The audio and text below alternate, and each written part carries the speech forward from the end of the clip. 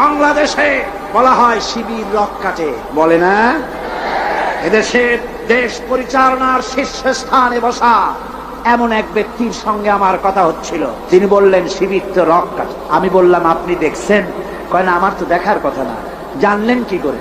বলল যে পত্র পত্রিকায় লেখে, সব পত্রিকায় আসে সমানে রক কাটে। আমি বললাম পত্রিকার সকল কথা কি আপনি বিশ্বাস করেন? কয় সব পত্রিকায় লেখে, যখন বিশ্বাস না করে যাই কই। আমি বললাম তাহলে তো পত্রিকায় সব কথাও লেখে বর্তমান সরকার অযোগ্য, অথর্ব, অদক্ষ, দেশ চালাইতে পারে না, এটাও বিশ্বাস করেন? বেচারি আটকে গেল, জবাব দিতে পারলো না। এই কথাটা কেন মাথায় ঢোকে না? একটা মানুষের রক কাটা সহজ না গুলি করে মারা সহজ? কোনটা সহজ? যেখানে অস্ত্র পাওয়া যায়, লাখ লাখ অস্ত্র পাওয়া যায় চিরবাবের মতো, সেইখানে একটা মানুষ ঠাইসা ধরিয়া তার রকটা কাটতে তো সময় লাগে। সে চিৎকার মারতে পারে, লোকজন ডাকতে পারে, রক কাটবে কেন? গুলি করে তোমার রিবেতে পারে। সুতরাং আসল কথা হলো, শিবিরের মতো একটা পবিত্র ছাত্র সংগঠন থেকে গোটা নতুন প্রজন্মকে মাহরুম করার জন্য এই অপপ্রচার শুরু হয়েছে।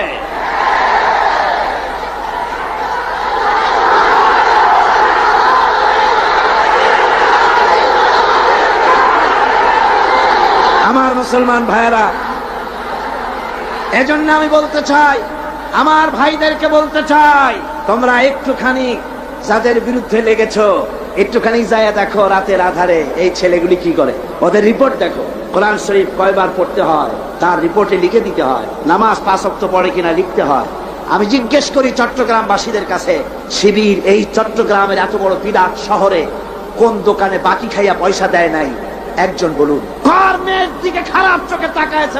মেয়ে হাইজাক করেছে, কাকে গুলি করেছে, কোথায় ডাকাতি করেছে? বরং আপনারা ওরা যখন সভ্যদারি করে একটু খোঁজ নিয়ে, ওরা জানে না, এইরকম খোঁজ নিয়ে দেওয়ালের কাছে গিয়ে কান লাগায় দেখেন কলেজের ভার্সিটির এই ছেলেগুলি, ওরা কোরআন সরাসরি পড়ে নাই, বাংলায় কোরআন হাদিস বুঝেছে, রাত্রি বেলায় কিভাবে আল্লাহর দরবারে কান্দে, কিভাবে তাহাজ্জুদের নামাজ পড়ে, আর কিভাবে ওদের কলিজার, ওদের ভাই 70টি নেতার কর্মী শাহাদাতের নাজরানা আল্লাহর দরবারে পেশ করেছে পর্যন্ত।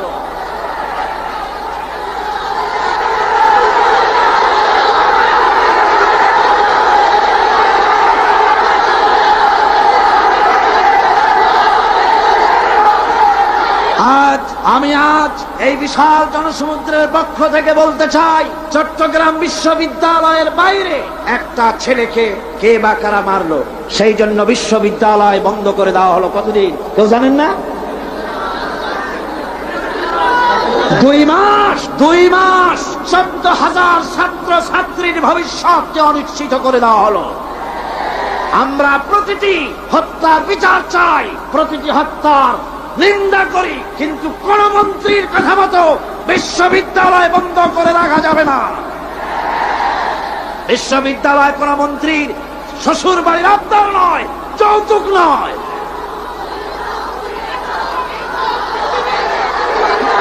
আজ চট্টগ্রামে বিবেক সম্পন্ন লোকদের কাছে আমি আপিল করে গেলাম, বিশ্ববিদ্যালয়কে খুলে দিতে হবে। এই 14,000 ছাত্র ছাত্রীদের ভবিষ্যৎকে জলাঞ্জলি দেওয়া যাবে না। আপনারা একটা কথা শোনেন, পৃথিবীতে দেশ শুধু বাংলাদেশ না, আরো দেশ আছে না? সন্ত্রাসের কারণে ভারতের ইউনিভার্সিটি বন্ধ হয়েছে বছরে কয়দিন? কোন ইউরোপে কয়দিন, আমেরিকায় কয়দিন, বাংলাদেশে বন্ধ হয় কেন? আর কারণ পেঁয়াজ রসুন যেমন এখন ভারত থেকে আমদানি করা লাগে, মুরগির ডিমের থেকে কসমের ডিম আমদানি করা লাগে, সুই থেকে শুরু করে প্লেনের পার্টস পর্যন্ত ভারত থেকে আনা লাগে। বাংলাদেশ এখন ভারতের কলোনি, ভারতের মার্কেট, ঠিক কিনা? সুতরাং পেঁয়াজ রসুন যেমন আমদানি করা লাগে, ডাক্তার, ইঞ্জিনিয়ার, প্রফেসর তাও যেন ভারত থেকে আনা লাগে। এই জন্য কলেজ বিশ্ববিদ্যালয় বন্ধ করে দেওয়া হচ্ছে।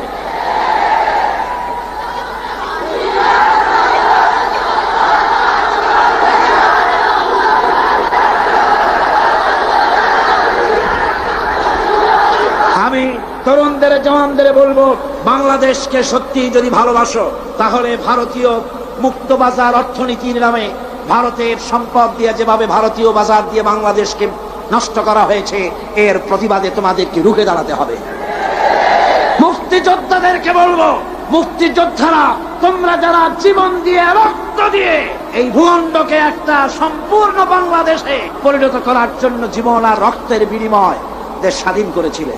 মনে রেখো, একটা দেশের নামের পরিবর্তনে বা সে দেশের পতাকার পরিবর্তনে দেশের মানুষের ভাগ্যের পরিবর্তন হয় না। মুক্তিযুদ্ধ করে দেশ স্বাধীন হয়েছে ঠিকই, কিন্তু দেশের মানুষের ভাগ্যের উন্নতি হয় নাই।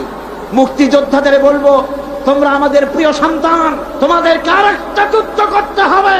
সেই যুদ্ধ করবা কোরআনের শাসনের জন্য।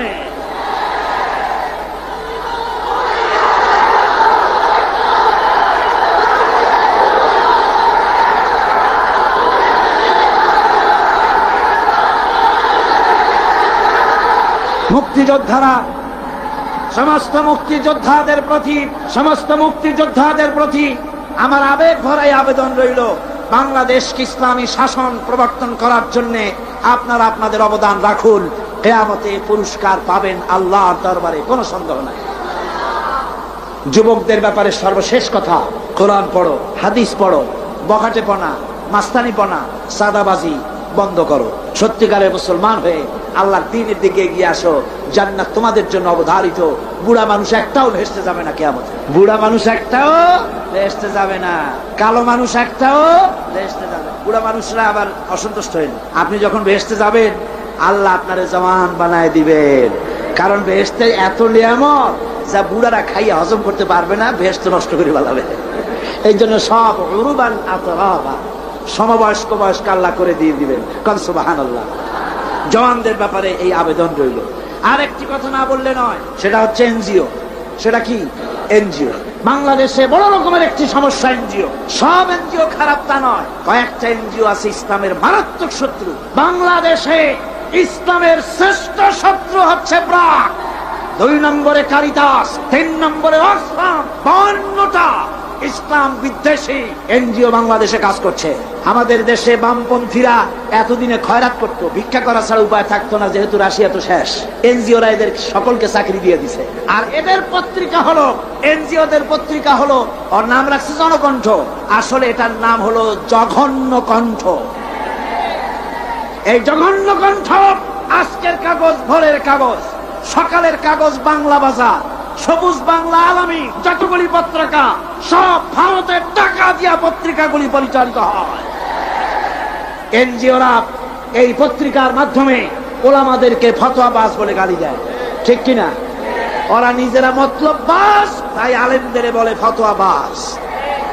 ওরা তুত গাছ লাগাইছে, জানেন তো তুত গাছ? বগুড়ায় গেলাম, ওরা কয় যে আলেমেরা সব তুত গাছ কাটছে। আমরা আলেমদের খাইয়ে খাইয়ে কাম নাই, তুত গাছ কাটবে। তুত গাছ লাগাইছো না? কেন তুত গাছ লাগিয়েছ?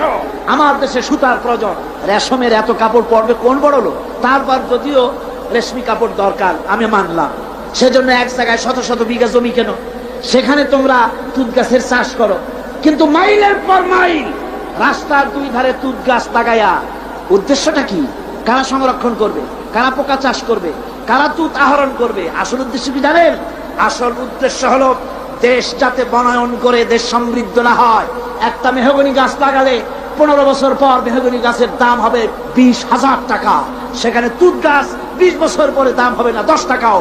বাংলাদেশের এই বনায়নের বিরুদ্ধে তুত গাছ লাগিয়ে তারা বড় বড় গাছ লাগাবার পথকে বন্ধ করে দিচ্ছে। সুতরাং এই বদনাম যদি তোমরা আমাদের দাও, শোনো, এই বদনাম যদি আমাদের দাও, আলেমেরা তুত গাছ কাটে, এই তুত গাছ দিয়েই আমরা তোমাদের ভূত ছাড়াবো ইনশাআল্লাহ। আজ শহর সমূহে আপনি যদি মসজিদ বানাতে চান, জায়গা পাবেন না। ভূমি প্রশাসন থেকে বলবে জায়গা নাই। কিন্তু কারিতাস, অক্সফাম, এনজিওরা যদি জায়গা কিনতে চায়, চাষ বানাবার জন্য জায়গা কিনতে চায়, এই চট্টগ্রাম শহরে জায়গার অভাব হবে না, ঠিক কিনা? কর জোরে বলেন, ঠিক কিনা? অদূর ভবিষ্যতে বাংলাদেশকে লেবানন এবং বৈরুত বানাবার একটা ষড়যন্ত্র নিয়ে এনজিওরা তারা কাজ করে যাচ্ছে। তারা আমাদের দেশের গরিব মানুষদেরকে খ্রিস্টান বানাচ্ছে। সুতরাং এনজিওরা তাদের অবতৎপরতা যদি বন্ধ না করে, তাহলে এই বাংলাদেশে 11.5 কোটি মুসলমানের মধ্য থেকে আবার টিপু সুলতানের জন্ম হবে, ফকির মজনু শাহর জন্ম হবে। আমরা এনজিও পিটাইয়া বঙ্গোপসাগর পার করে দেব।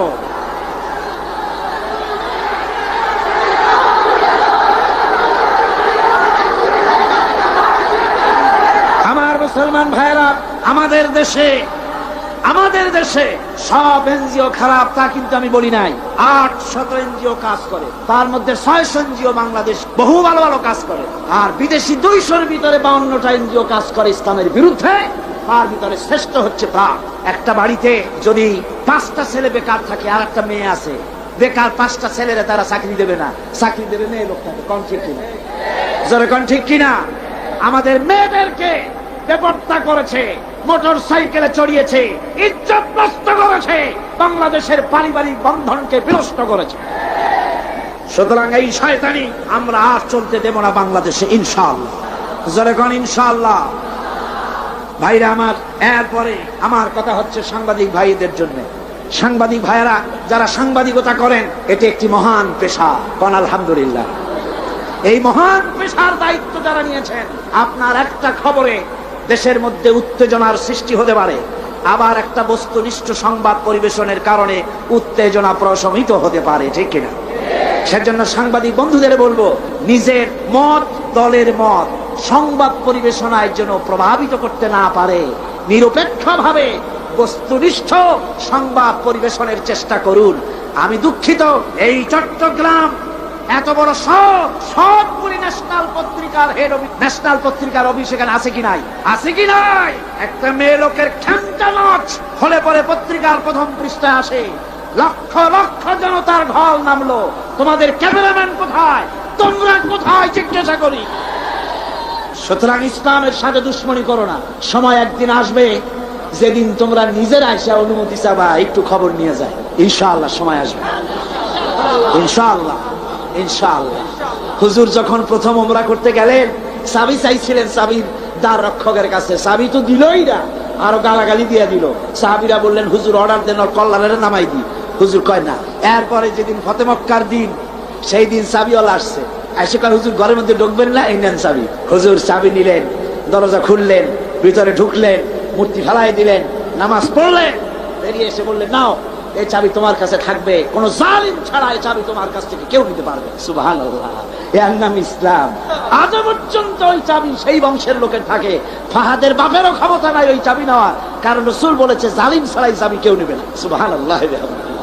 আমরা সাংবাদিক ভাইদেরকে সম্মান করি, সেই সম্মানের মূল্য দেবেন।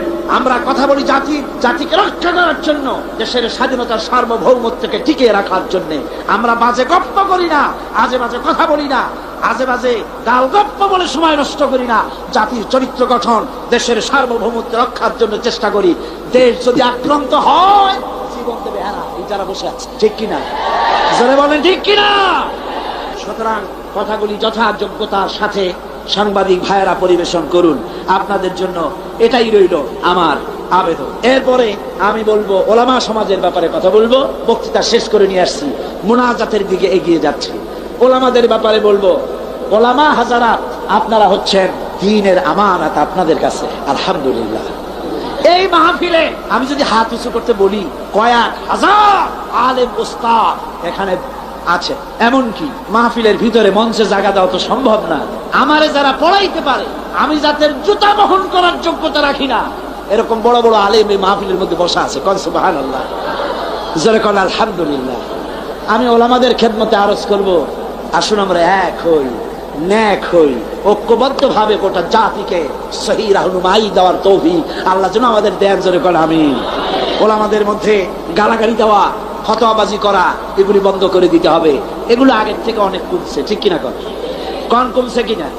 আলহামদুলিল্লাহ, অনেক কমেছে। আগে তো খালি কইতো কাফের, ও কাফের, সে কাফের, ওর যে কাফের মনে না করে সেও কাফের, ওই কাফের মরলে পরে কবরে যে ঘাস হয়, সেই ঘাস যে গরুতে খায় সে গরুও কাফের। আবার সিলেটে আছে দললিন আর জল্লিন নিয়ে ঝগড়া। হায় রে কপাল, এমন ঝগড়া দললিন আর জল্লিন। কোন কিয়ামতে কি আল্লাহ জিজ্ঞেস করবে যে তুমি দললিন না জল্লিন? কোন জিজ্ঞেস করবে নাকি? একজন পীর সাহেব মার খাইলেন, জম্মের মার খাইলেন, উনি দললিনের পর, জল্লিন ওলারা পিটাইছে। তারপরে পীর মার খাইলে মুরিদদের অবস্থা কি হয় তা তো বোঝে। পরের দিন হাট বাসছিল, মারামারি লাগে গেল। এ বলে তুমি কি কয়? আমি দললিন। আমি তো দললিন। পিঠির উপরে দিল বসায়। হাটবারের মার লোকেরা কয়, ভাই তুমি আমার ধামাটা ধরো, আমার কিলটা দিয়ে আসে। একটা শুকনা শুকনা ছেলে, সে বলতেছে, আল্লাহ আমি যেন আমি গরিব মানুষ, শুকনা মানুষ, আমি যেন কোনো দলের সামনে পড়ি না, আমার একটু বাড়ি তুমি পুষাই দাও। এই বলে মারামারি সারা বাজারে মার। দোকানের গলি দিয়ে আসতে বাইর হয়েছে যেন কেউ না দেখে, কিন্তু কপাল খারাপ, দুই দিক দিয়ে দুইজন এসে দুই হাত ধরছে। একজনে বলে এই বেটা কি বল, আমি কিন্তু দল নিন, তুই কি? ওই হাত যে ধরছে সে কয় আমি কিন্তু জল নিন, সাবধান হয়ে কথা বলবি, তুই কি? যুবক ছেলে কয় ভাই আল্লাহর কসম আমি মোটে নামাজই পড়ি না। তারা দল নিন আর জল নিন কি? সামান্য সামান্য জিনিস নিয়ে ফতোয়াবাজি করার, গালাগালি করার কোনো মানে হয় না। ওলামায়ে কেরামদেরকে আজ এগিয়ে আসতে হবে, নেতৃত্ব হাতে নিতে হবে। বাংলার জনগণ তাকিয়ে আছে ওলামাদের দিকে। কোন আলহামদুলিল্লাহ, জোরে কোন আলহামদুলিল্লাহ। আলেমদেরকে ঐক্যবদ্ধ হওয়ার তৌফিক আল্লাহ দান করুন। তবে একটা ষড়যন্ত্র থেকে আমি জাতিকে হুঁশিয়ার করে দিতে চাই, সেটা হলো অনেক লোক আমাদের দেশে বিদেশ থেকে আসেন, নামের আগে ওলিয়ে কামেল লেখেন, আওলাদে রসুল লেখেন, হেদায়ে মিল্লাত লেখেন, আমার দেশে নসিহত করতে আসেন, কিন্তু নিজের দেশে বাবরি মসজিদ যখন ভেঙে গেল একটা টু শব্দ করার সাহস হয় না। আদমের বোম্বাই, কর্ণাটক, দিল্লি, মাদ্রাস, আহমেদাবাদ, ক্যালকাটা, আসাম, মুর্শিদাবাদ, হাজার হাজার মুসলমানের রক্তের বন্যা বয়ে যায়। কংগ্রেসের পা চাচা গোলাম বাংলাদেশে ওলিয়ে কামেল হিসাবে আমরা মেনে নিতে পারি না। যদি বাপের ছেলে হও তাহলে ইন্ডিয়ান পার্লামেন্টে দাঁড়ায় বলো নরপশুরাও, ওটা নরসীমা না, নরপশু। আমরা খুশি হতাম যদি বলতে পারতেন তোমার এই পার্লামেন্টে জিন্দিগিতে আর একটা মুসলমান আসবে না যতক্ষণ 24 ঘন্টার ভেতরে এই মসজিদ যদি বানায় না দাও বাবরি মসজিদ। বাপের বেটা হও, নিজের দেশের কথা বলো। আমার দেশে অলির অভাব নাই, আলমের অভাব নাই। আজ এই মানুষকে ফাঁকি দেওয়া, প্রতারণা করা, বরদাস্ত করা হবে না। বরং টাকা দিয়ে আমার দেশের রাজনীতির ভিতরে তারা নাক গলাতে আসে, ঠিক কিনা কন? যারা বলেন ঠিক কিনা? ইন্ডিয়ার এই ষড়যন্ত্র থেকে গোটা জাতিকে এবং উলামায়ে কেরামকে আমি সচেতন করে দিতে চাই। বন্ধুগণ, আল্লাহ রাব্বুল আলামিন আমাদেরকে তৌফিক দিন, ষড়যন্ত্রের হাত থেকে বেঁচে এই বাংলাদেশকে আল্লাহর কোরআনের রাষ্ট্রে যেন পরিণত করে দিতে পারি। এ তৌফিক যেন আল্লাহ দেন, জোরে কোন আমিন। এখন মোনাজাত হবে, মোনাজাতের জন্য দাঁড়ানো ভাইরা সবাই বসে পড়ো। যত মুসলমান আছেন সব বসে পড়ো, কেউ আর দাঁড়িয়ে থাকবেন না। মোনাজাত কেউ আর দাঁড়িয়ে থাকবেন না। প্রশাসনিক দায়িত্বশীল ব্যক্তিবর্গ যারা আছেন তাদেরকে অনুরোধ করব, ডিসি, এসপি, জজ, ম্যাজিস্ট্রেট, জিএনও, এই ধরনের দায়িত্বশীল যারা আছেন তাদেরকে অনুরোধ করব ইনসাফের উপরে ভিত্তি করে প্রশাসনিক দায়িত্ব পালন করবেন। লক্ষ্য রাখতে হবে, খেয়াল রাখতে হবে, আল্লাহর কাছে আপনাদেরকে একদিন আল্লাহর কাছে জবাবদিহি করতে হবে। কথা ঠিক কিনা? মন্ত্রী হন, প্রেসিডেন্ট হন, প্রশাসনে যারা আছেন হক বিচার করবেন, ন্যায় বিচার করবেন। কোন দলের কথা মতো বিবেককে বিক্রি করবেন না। অনেক সময় আছে, আমি তো জানি অনেকের সঙ্গে মহব্বত আছে, একজন পুলিশ সুপারিনটেন্ডেন্ট, পুলিশ কমিশনার আমার কাছে বলছিলেন, কোন এক জেলার পুলিশ কমিশনার আমাকে বলছিলেন যে যে কাজটা করলাম বিবেকের বিরুদ্ধে চাকরি রক্ষা করতে গিয়ে করতে হলো। বললাম ইমানের বিরুদ্ধে, বিবেকের বিরুদ্ধে যদি চাকরি করতে হয় এমন চাকরি বাদ দিয়া পানের দোকান দিয়ে খান, তাও আপনার সম্মান বাঁচবে, আল্লাহর কাছে ইজ্জত বাঁচবে। সুতরাং দলের কথা নয়, প্রশাসনিক দায়িত্বশীল ভাইদের বলবো দলের কথা মতো নয়, আইন মতো, আইনের শাসন প্রতিষ্ঠা করার জন্য বদ্ধপরিকর হন। কারো টেলিফোনে কোন হাইজাকার, কোন লুটেরা, কোন বদমাশ, কোন লুচ্ছা, কোন খুনিকে ছেড়ে দিবেন না। তাতে চাকরি যদি চলে যায় যেতে পারে, ঠিক কিনা? পুলিশ ভাইদের বলবো আপনাদের বিরাট দায়িত্ব, পুলিশ ভাইরা আপনাদের বিরাট দায়িত্ব। যে কোনো গভর্নমেন্ট আসুক আপনাদের কাজের কোনো অভাব নাই, কষ্টটা আপনাদেরই বেশি হয়। সব সময় আপনারা ঘুষ বিবর্জিত জীবন যাপন করুন, মানুষের প্রতি ইনসাফ করুন। আল্লাহ রাব্বুল আলামিন আপনাদেরকে যারা পাহারা দেয়, আর মিডিয়া, পুলিশ যারা শান্তি শৃঙ্খলা এবং আইন শৃঙ্খলা পরিস্থিতি রক্ষার জন্য যারা পাহারা লাগায়, তাদের সম্পর্কে রাসূল বলেছেন, আল্লাহর নবী বলেন, মুসলিম দেশের সীমান্ত এলাকায় আইন শৃঙ্খলা রক্ষার জন্য যারা পাহারা লাগায় 1টা ঘন্টা, তাহলে সারা রাত লাইলাতুল কদরে হাজরে আসওয়াদের সামনে দাঁড়ায়া সারা রাত ইবাদত করলে যত সওয়াব পাওয়া যাবে, 1 ঘন্টা মুসলিম দেশের পাহারা দিলে সেই সওয়াব পাওয়া যায়। আপনাদের চাকরি আপনাদের ইবাদত। হালাল রুজি খান, ঘুষকে শুকরের মাংসের মতো মনে করুন। হালাল রুজি খাইয়া নামাজ পড়ুন, 5 ওয়াক্ত ডিউটির ফাঁকে ফাঁকে 5 ওয়াক্ত নামাজকে আদায় করুন। মানুষের উপরে জুলুম করবেন না। অনেক ট্যাক্সিওয়ালা আছে খামোখা ট্যাক্সি ট্রাক রাস্তায় ধরিয়া একেবারে অহেতু তার কাছ থেকে 5 টাকা 10 টাকা আদায় না করিয়া ছাড়ি না, বহুত কষ্ট দেয়, ওরা কষ্ট পায়, ওরা বদদোয়া করে। আপনি টাকা পেলেন ঠিক, কিন্তু ট্যাক্সিওয়ালা রিক্সাওয়ালা বদদোয়া করলো, এই বদদোয়াটা লেগে গেল। আইনে যদি কিছু হয় সেটা ভিন্ন কথা, কিন্তু বেআইনি ভাবে কার উপর অত্যাচার করবেন না। আল্লাহ পাক পুলিশ ভাইদের প্রতি রহম করুন, আর্মি বিডিআর সকলের প্রতি রহম করুন, সকলের জন্য দোয়া হবে।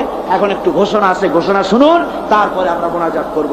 লাইলাতুল মেরাজের এই পবিত্র মোনাজাতে সকলে অংশগ্রহণ করবেন, কেউ বাদ যাবে। এখন মোনাজাত বইপত্রের শেষ কথা অধ্যাপক মুফিজুর রহমান সাহেব বলেছেন, ইমানের অগ্নি পরীক্ষা।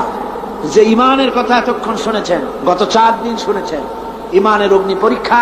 কয়েকজনের দাম জিজ্ঞেস করেছেন, এটা যারা সেপেছে ঢাকায় আমার লেখা ইমানের অগ্নি পরীক্ষা, এটার হাদিয়া যারা সেপেছে তারা রেখেছে মাত্র 35 টাকা করে।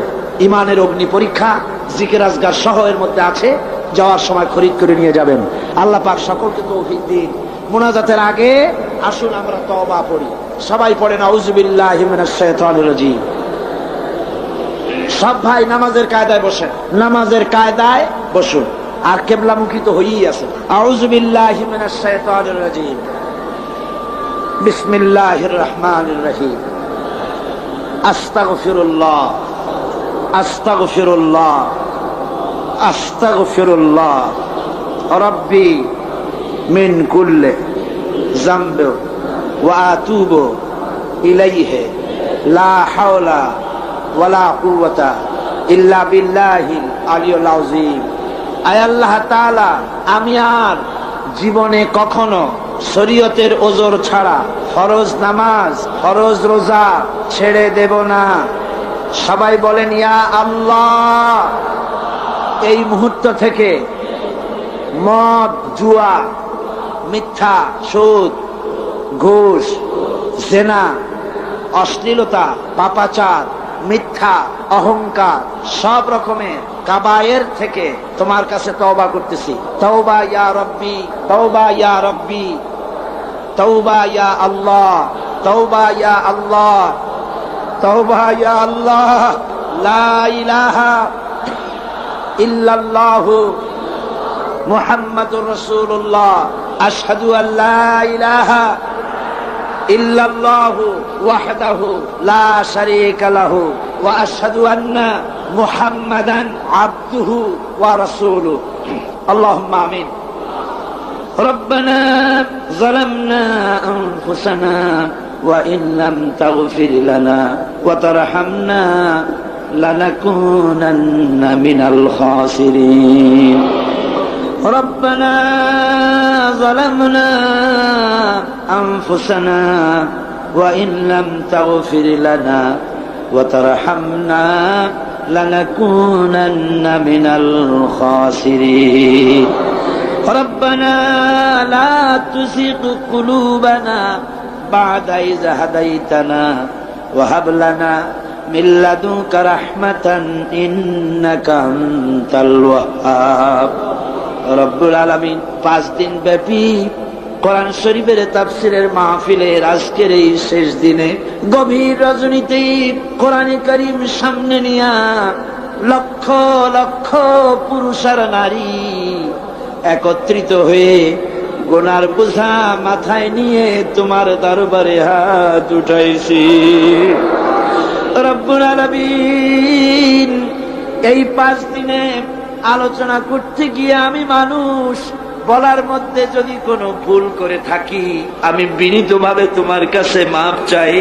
আয় আল্লাহ, তোমার বান্দাদের দিল থেকে, স্মৃতি থেকে সে ভুল কথাগুলি মিটাইয়া দাও।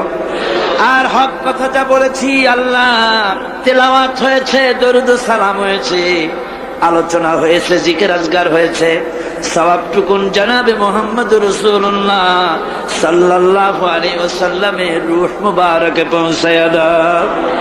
রব্বুল আলামিন, আদম আলাইহিস সালাম থেকে নিয়ে আজ পর্যন্ত পৃথিবীর মাটির নিচে যত মুমিন মুমিনাত শুয়ে আছে আল্লাহ সকলকে তুমি মাফ করে দাও।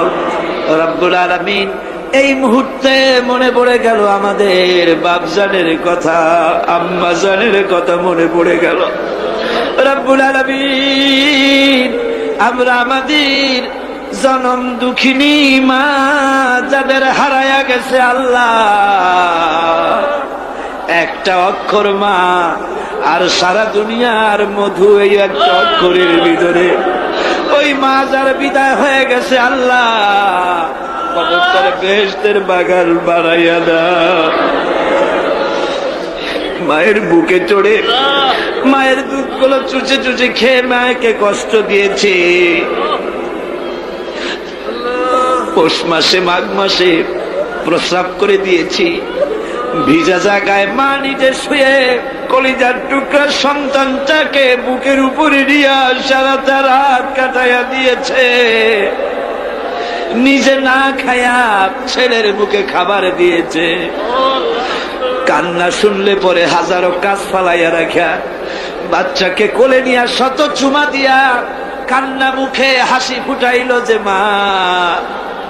আল্লাহ, ওই মা যার বিদায় হয়ে গেছে আল্লাহ, কবরটারে বেহেশত বানাইয়া দাও। রব্বুল আলামিন, আমাদের আব্বা জান আমাদেরকে লেখাপড়া শিখাবার জন্য, বাড়িঘর জায়গা জমি করার জন্য কত কষ্ট করেছে।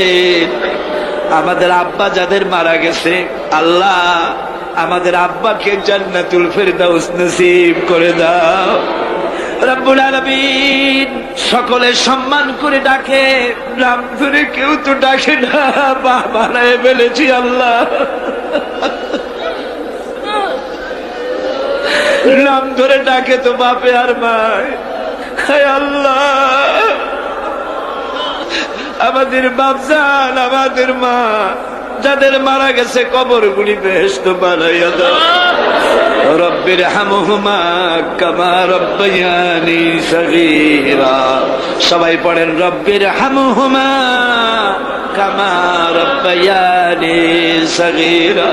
আয় আল্লাহ, আমাদের আব্বা আম্মা যাদের বেঁচে আছে আল্লাহ, আমরা অনেক কারণে অনেক সময় খেদমত যেমনটি করা দরকার পারি না। রব্বুল আলামিন, মা বাপ যাদের বেঁচে আছে সুস্থ রাখো, ভালো রাখো, খাতেমা বিল খাইর করো। অনেকে মায়ের জন্য দোয়া চেয়েছেন, কারো মায়ের পা ভেঙে গেছে, কারো মার অসুস্থ হয়ে আছে। আল্লাহ, সকলের মা যাদের বেঁচে আছে সুস্থ করো, ভালো করো।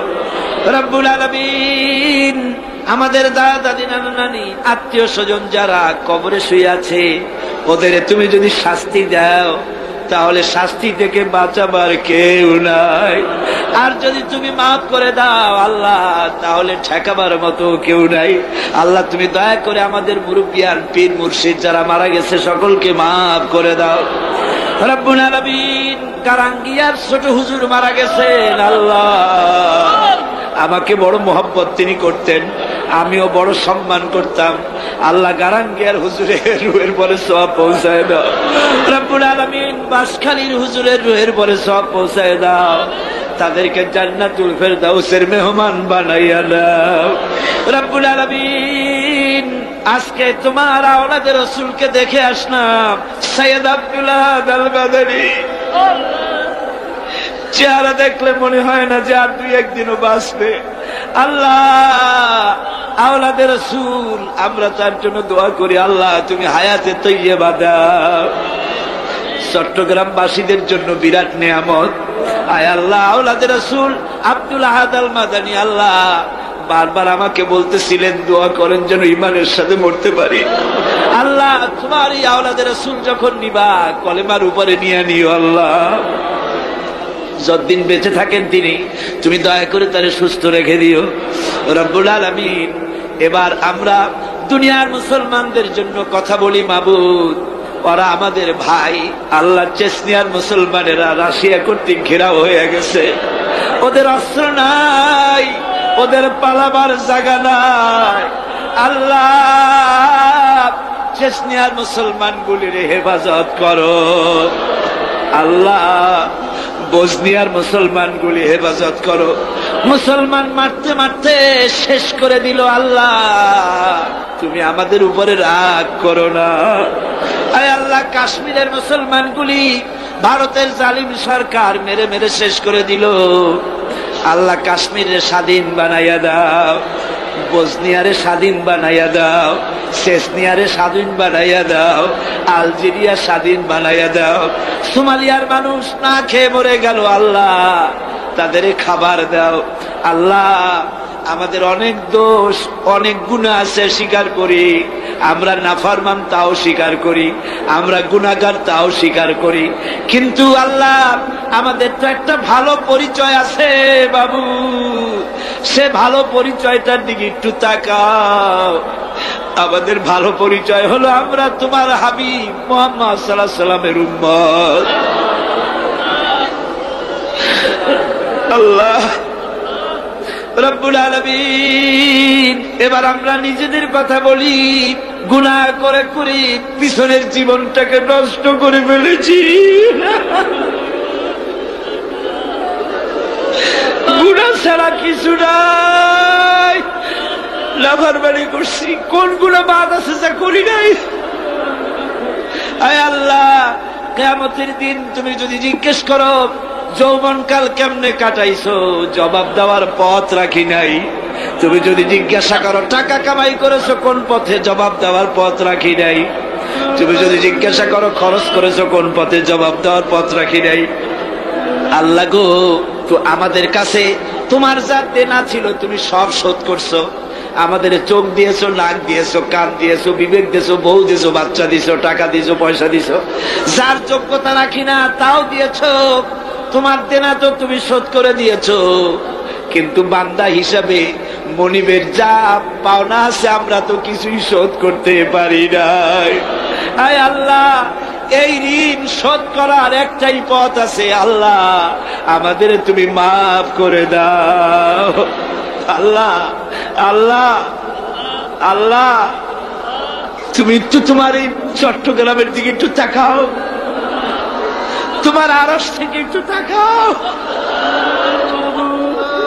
তোমার আরশ থেকে একটু তাকাও। তোমার বান্দা বান্দিরা কেমনে কান্দে দেখো। আমার ভাইরা মাথা নিচু করে কান্দেন, ভালো করে কাঁদেন, চোখের পানি ভালার। রাসূলুল্লাহ বলেছেন জাহান্নামের আগুন 7টা দরিয়ার পানিতে নেমে না, চোখের পানিতে নিভে যায়। আল্লাহ জাহান্নামের আগুনে আমরা জ্বলতে পারবো না। আল্লাহ জাহান্নামের আগুন আমাদের জন্য তুমি আরাম করে দাও। রব্বুল আলামিন তুমি তাকাও। আয় আল্লাহ, এইভাবে করে যদি মায়ের কাছে দাঁড়াইয়া যদি মা মা বলে কান্দাও, এমন নিষ্ঠুর মা কি আছে যে কোলে না নিয়ে পারত? আল্লাহ মায়ের চাইতে 1,00,000 গুণে মায়া তোমার বেশি, আমাদের রহমতের কোলে উঠাইয়া নাও। রব্বুল আলামিন এই 5 দিনের তাফসীরের মাহফিলের যারা স্বেচ্ছাসেবক ছিল, রাত দিন খাইয়া না খাইয়া, রাত দিন জেগে জেগে কাজ করতে করতে চেহারাগুলি কালো হয়ে গেছে। আল্লাহ এই স্বেচ্ছাসেবক গুলির জন্য জাহান্নাম হারাম বানাইয়া দিও। আল্লাহ আল্লাহ মাওলানা শামসুদ্দিন, আয় আল্লাহ তুমি তার চোখ নিছো, আমরা চোখ ফেরত চাই, শামসুদ্দিনের চোখ ভিক্ষা চাই। আয় আল্লাহ অধ্যাপক মুফিজ সাহেব, মাওলানা আবু তাহের সাহেব, আহসানুল্লাহ সাহেব, জওয়ান মানুষগুলি ইসলামের কাজ করে করে বুড়ো হয়ে যেতেছে। আল্লাহ শাহজাহান চৌধুরী, এই ধরনের যত আছে, মুবিনুল হক চৌধুরী, আল্লাহ তোমার এই দিনের খাদেমগুলির চেহারার দিকে তাকায় দেখো। আল্লাহ সকলের নাম তো আমার মনে আসে না। আল্লাহ তোমার দিনের খাদেমদের তুমি কবুল করো। আল্লাহ রব্বুল আলামিন লাইলাতুল মেরাজ, মেরাজের রাত্রে বড় আশা করে কোরআন শরীফ সামনে নিয়া তোমার দরবারে হাত তুলেছি। আল্লাহ তুমি আমাদের খালি হাতে ফিরাইয়া দিও না। যত মা বোন এসেছেন আল্লাহ মা বোনদেরকে পর্দায় থাকার তৌফিক দাও। ব্যাধি থাকলে মাফ করে দাও। স্বামীর নির্যাতন থাকলে আল্লাহ ভালোবাসায় পরিণত করে দাও। নিঃসন্তানীকে সন্তান দান করে দাও। মা বোন যারা এসেছেন খাদিজার মতো, ফাতেমার মতো বানাইয়া দাও। রব্বুল আলামিন এই বাংলাদেশে কোরআনের শাসন চালু হয়েছে, একটা বারের জন্য দেখার তৌফিক দিয়া দাও। আয় আল্লাহ, দুনিয়ার অফিসগুলি যত রাত হতে থাকে অফিসগুলি বন্ধ হয়ে যায়, আর রাত যত বাড়ে তোমারও রহমতের অফিস তত কর্মচঞ্চল হয়। আয় আল্লাহ, এখন রাত দুপুর হয়ে এসেছে, তোমার রহমতের দরজাগুলি খোলা হয়ে গেছে। আল্লাহ, রহমতের নজর দিয়া তাকাও। আমার ভাইরা মাথা নিচু করিয়া চক্ষু বন্ধ করে কান্দে, যার যা মনে চাওয়ার আছে চান, আমি ছাড়িয়া দিলাম। এবার আপনারা চান, যার যা মনে আছে বলার আছে, দুঃখ আছে, কষ্ট আছে, বলেন আর কাঁদেন।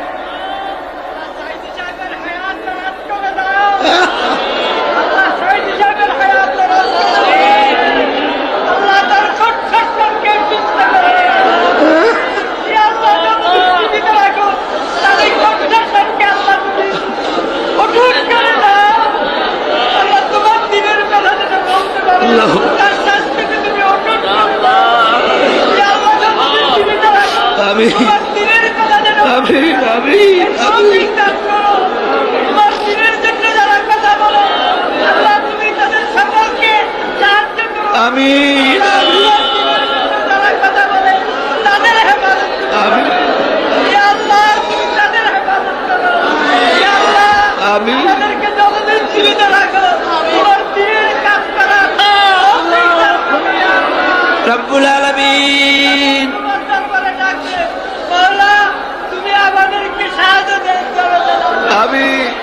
আয় আল্লাহ তাআলা, এই মাহফিলের ভিতরে যত মানুষ এসেছে, আয় আল্লাহ তুমি মেহেরবানি করে আমাদের সকলের জন্য জাহান্নাম হারাম বানাইয়া দাও। আল্লাহ আর একখানা দোয়া করি, লাইলাতুল মেরাজে তাফসীরের মাহফিলের দোয়া কবুল হবে বলে আল্লাহ বলতেছে। আল্লাহ, এর মধ্যে বহুত মানুষ আছে মক্কা দেখে নাই, মদিনা দেখে নাই। আল্লাহ, যারা মক্কা মদিনা দেখে নাই, হজ করার তৌফিক আল্লাহ সকলকে দিয়ে দাও। রব্বুল আলামিন, তোমার হাবিবকে তামাম জিন্দেগির ভিতরে একটা রাতে রাসূলুল্লাহর সঙ্গে আমাদের স্বপ্নে জিয়ারত করাইয়া দিও আল্লাহ। রব্বুল আলামিন, আয় আল্লাহ, কোনটা ইসলামী বিশ্ববিদ্যালয় আল্লাহ তুমি মঞ্জুর করে নাও। আল্লাহ, আয় আল্লাহ, ইসলামী বিশ্ববিদ্যালয় মঞ্জুর করে নাও। আয় আল্লাহ, কর্ণফুলী পত্রিকা আল্লাহ কবুল করে নাও। রব্বুল আলামিন, আয় আল্লাহ, তোমার কাছে কি চাইবো, চাওয়ার আগে অনেক কিছু তুমি দিয়েছো। আয় আল্লাহ, যে যা চাইলো সকলকে আল্লাহ তুমি দিয়া দাও। আয় আল্লাহ তাআলা, বাংলাদেশের সেনাবাহিনী, বাংলাদেশের বিডিআর, বাংলাদেশের পুলিশ বাহিনী তোমার রহমত দিয়া ঢেকে রাখো আল্লাহ। আল্লাহ, বাংলাদেশের বিমান বাহিনী, নৌবাহিনী, সেনাবাহিনী, পুলিশ, বিডিআর সকলকে দিনের মুজাহিদ বানায় দাও। বাংলাদেশের সব ডিসি, সব এসপি, সব জজ, সব ব্যারিস্টার, সব আইনজীবী সকলকে খাঁটি মুসলমান বানায় দাও আল্লাহ। আয় আল্লাহ, দিনদার বানাও, পরহেজগার বানাও। সাংবাদিক ভাইদের উপরে রহম করো, দিনের রাস্তায় চলার তৌফিক দাও। আয় আল্লাহ তাআলা, এই কলেজ কর্তৃপক্ষ প্রতি বছর তাফসীরের মাহফিলের জন্য জায়গা দেয়, আল্লাহ কিয়ামতে ওনাদের জন্য বেহেশতের জায়গা তুমি দিয়ে দিও। আয় আল্লাহ, এই কলেজকে তুমি কবুল করে নিও আল্লাহ। আর একটা দোয়া মনে পড়লো, প্রত্যেক বছর মাহফিলে আনোয়ার চৌধুরী সাহেব যতদিন আমার পেরে ওই হাই স্কুল মাঠে, কলেজিয়েট মাঠে মাহফিল হতো, আমার পাশে বসে আমাকে চা বানায় খাওয়াইতো। বেচারা এখন ঠিক মতো নামাজও পড়তে পারে না, তার কষ্ট শুনেছি। আনোয়ার চৌধুরী সাহেবের উপর আল্লাহ তুমি রহমত করো, তাকে সুস্থ করো। তিনি গারাঙ্গিয়া হুজুরের একজন মুরিদ, আল্লাহ তুমি তার উপরে রহম করো। আল্লাহ, তাকে তুমি ভালো রাখো। আয় আল্লাহ তাআলা, এই মাহফিলে যত আলেম ওলামা এসেছেন, বিশেষ করে মুরব্বী হযরত মাওলানা সিদ্দিক আজাদ সাহেব, হায়াতে তাইয়্যিবা দাও, সেহাতে কুল্লিয়া দাও। রামগতির পীর সাহেব এসেছেন, আরো আলেম ওলামা এসেছেন। যারা যত আলেম এসেছেন আল্লাহ, সমস্ত আলেমের রোগ ব্যাধি দূর করে দাও, তাদের স্বাস্থ্য ভালো করে দাও, তাদেরকে সহি রাহনুমাই করার তৌফিক দাও। হাই স্কুল, কলেজ, ইউনিভার্সিটির শিক্ষক যারা এসেছেন তাদের উপর খাস রহমত নাজিল করো। মাদ্রাসার ছাত্র, কলেজের ছাত্র, ইউনিভার্সিটির ছাত্র, ছাত্র যুবক যারা আসছে সকলের উপরে রহম করো। আয় আল্লাহ, মা বোনদের উপরে রহম করো। আয় আল্লাহ, কেউ যেন এই মাহফিল থেকে কেউ যেন খালি হাতে ফেরত না যায়, রহমত দিয়া সকলের হাত ভরে দাও। বাইতুল শরীফের পীর সাহেবের জন্য দোয়া করুন। তিনি অসুস্থ, ডায়াবেটিসে ধরেছে। আল্লাহ যেন তাকে স্বাস্থ্য ভালো রাখেন, সুস্থ রাখুন, ভালো রাখেন। তাকে দিয়ে যেন আল্লাহ দ্বীনের খেদমত নেন। আল্লাহর যত হক্কানি ওলি আছে, বুজুর্গ আছে, সকলের উপর আল্লাহ তোমার রহমত নাজিল করো। জেলখানার ভিতরে যারা মজলুম আছে, আল্লাহ তাদেরকে তুমি রহম করো। আল্লাহ অনেকে আহত আছে, যারা শহীদ হয়েছেন, সকলের প্রতি আল্লাহ তুমি রহম করো। আমি এখন আমার নিজের জন্য আপনাদের কাছে একটা কথা না বলে পারি না। আমার নিজের জন্য একটা কথা আমি বলি। সে কথাটা হলো, বিগত 14-15 বছর পর্যন্ত আমি ডায়াবেটিক পেশেন্ট। এই রোগ হলে পরে নানান রকমের বড় বড় রোগ শরীরে আসে। আমি আপনাদের কাছে দোয়া চাই, কোরআনে কারিমের যে খেদমতটুকুন করার তৌফিক আল্লাহ দিয়েছেন, আমার এই রোগ যেন এই পথে আমার বাধা না দেয়। এই কোরআনের খেদমত যেন মৃত্যু পর্যন্ত করতে পারি। আর আমার মৌত যখন আসবে, আল্লাহ তুমি সাক্ষী, আমার কলিজায় আমার স্ত্রী, আমার ছেলে মেয়ের মহব্বত যত বেশি, তার থেকে বেশি মহব্বত করি আল্লাহ তোমারে, তোমার হাবিবরে, তোমার কোরআনে, তোমার ইসলামকে। আল্লাহ আল্লাহ এই রাস্তায় আমার শাহাদাতের মওত নসিব করে দাও। আল্লাহ আয় আল্লাহ আমার শাহাদাতের মওত নসিব করে দাও। আল্লাহ এই স্কুল কলেজ ইউনিভার্সিটিতে শিবিরের ছেলে মেয়েগুলি যে কাজ করে, ওদের বাড়তে বাড়তে শেষ করে দিল। আল্লাহ আল্লাহ ওদের শহীদগুলিকে জান্নাতুল ফেরদাউসে জায়গা দিয়ে দিও। ওদের সাথে যারা শত্রুতা করে, আল্লাহ তাদেরকে ওদের বন্ধু বানিয়ে দিও। বাংলাদেশ কোন দিকে যাচ্ছে আমরা বুঝতে পারতেছি না। আল্লাহ বাংলাদেশে একটা শান্তিপূর্ণ সমাধান করে দাও। আল্লাহ আল্লাহ আমাদের সকলের দোয়া কবুল করো, সকলের দোয়া কবুল করো। এবার সকলে আকাশের দিকে দুটি হাত উঁচু করে দেন, আল্লাহরে ডাকেন, আল্লাহরে ডাকেন। কান্দেন বাইরা, কান্দেন। আর কাঁদবেন কবে? আজই তো কান্দার দিন। দুটি হাত আকাশের দিকে তুলে বলেন, ইয়া আল্লাহ, বলেন ইয়া আল্লাহ, ইয়া আল্লাহ, ইয়া রহমান, ইয়া রহিম, ইয়া হাইয়্যু, ইয়া কাইয়্যুম, ইয়া আল্লাহ, আল্লাহ, ইয়া আল্লাহ। আমাদের কান্নার আওয়াজ মদিনায় পৌঁছায় দে খোদা।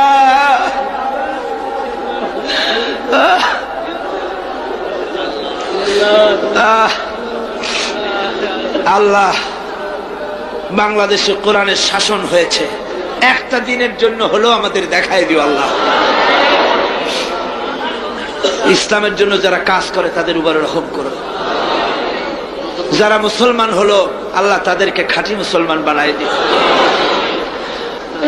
আল্লাহ যা চাইতে পারলাম না, অন্তরের অবস্থা তুমি বুঝো। আল্লাহ আমাদের স্ত্রীদের জন্য দোয়া করি। আল্লাহ আমাদের স্ত্রীদেরকে হেদায়েত করে দাও, তাদের পর্দানশীনা বানাও, তাদেরকে মুত্তাকি বানাও।